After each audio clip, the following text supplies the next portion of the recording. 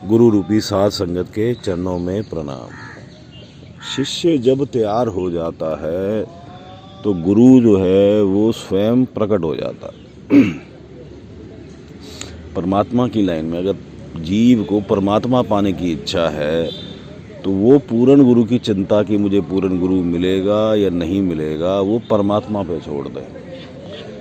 जब जो है वो जीव जो है वो शिष्य रूप में तैयार हो जाता है, इस लायक हो जाता है कि पूर्ण गुरु से वो शिक्षा ले सके, उस लेवल तक पहुंच जाता है तो गुरु जो है वो स्वयं प्रकट हो जाता है।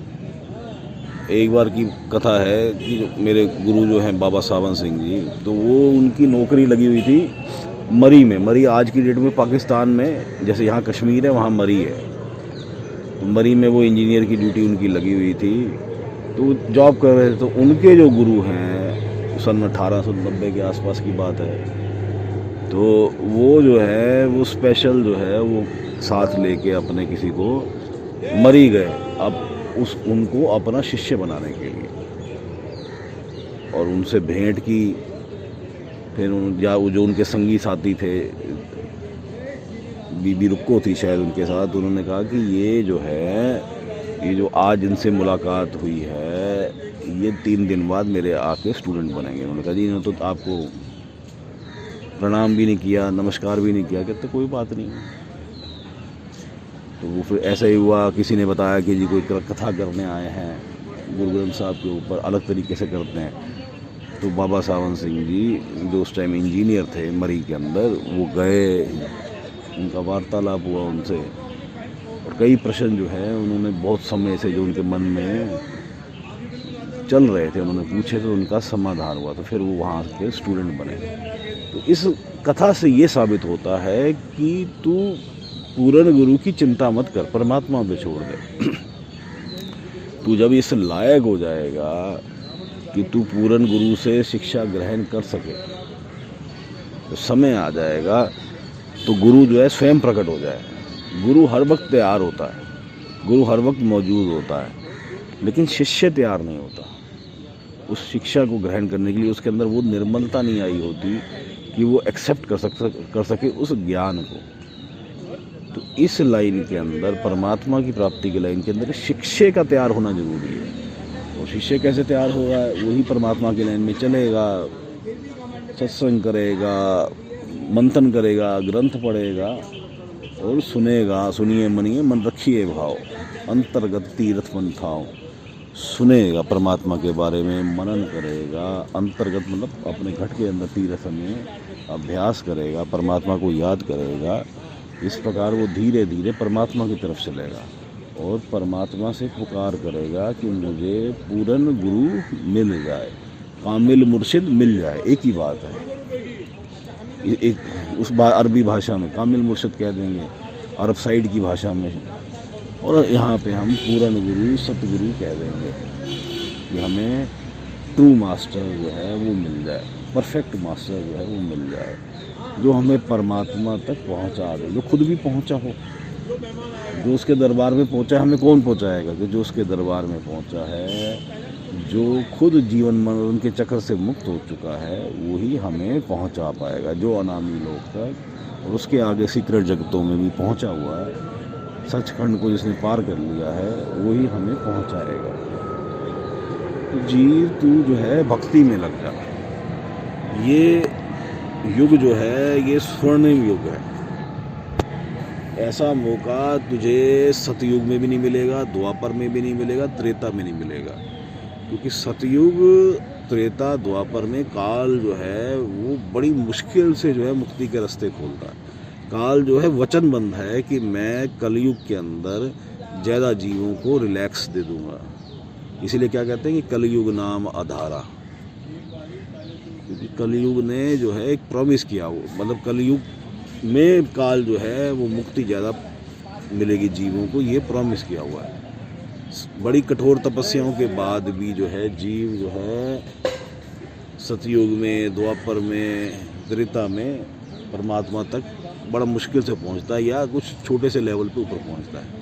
और कलयुग के अंदर सैकड़ों करोड़ों जीव जो हैं जिन्होंने सच्चे मन से थोड़ा सा ही प्रयत्न करके परमात्मा की तरफ ध्यान लगा लिया, अपने ध्यान को संसार से हटा के परमात्मा में लगा दिया, वो मुक्ति को प्राप्त हो जाते हैं। तो तू पूर्ण गुरु तुझे मिलेगा, यह चिंता परमात्मा पे छोड़ दे, क्योंकि तुझे इस लाइन में लाने वाला भी सतगुरु वही, तुझे पूर्ण गुरु से मिलाने वाला भी वही, तुझे अंतर में ज्ञान देने वाला भी परमात्मा।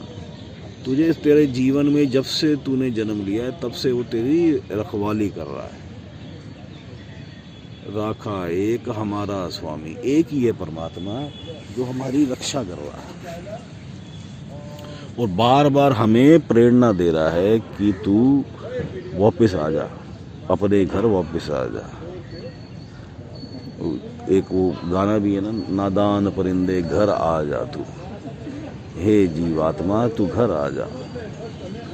ये संसार जो है ये तेरे लायक नहीं है, ये काल का देश तेरे लायक नहीं है।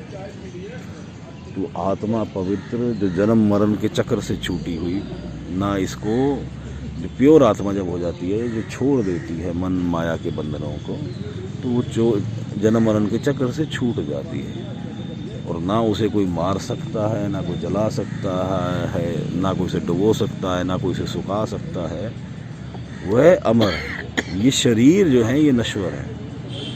इस संसार में कोई भी शरीर अमर नहीं है। चिरंजीव हैं, वे बहुत लंबी आयु जी ली, लेकिन अमर नहीं है। देवताओं का शरीर भी अमर नहीं है, वह भी चिरंजीव हो, बहुत लंबी आयु जी, लाखों करोड़ों साल जो है उन्होंने राज कर लिया, लेकिन समय आने पर उन्हें भी शरीर त्यागना पड़ता है और दूसरी योनियों में आना पड़ता है।